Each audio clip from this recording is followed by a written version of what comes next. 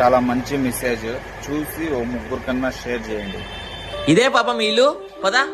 ఓమా ఓమా ఉన్నావా? ఓ ఎవరు? ఏంటమ్మా నువ్వు మీ పాపేనా? అవును మా పాపే. ఏమైంది? ఏమైందా? ఈ పిల్లని ఎక్కడ పంపించినావు? అయ్యో పంచదార అయిపోయిందే. ఏ రిషిత ఇలా రామ్మా. ఏంటి మమ్మీ? కొట్టుకెళ్ళి పంచదార తెచ్చి పెడతావా? సరే అమ్మా.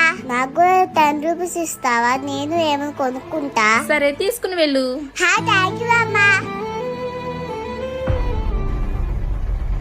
అరే అక్కడ చూడు.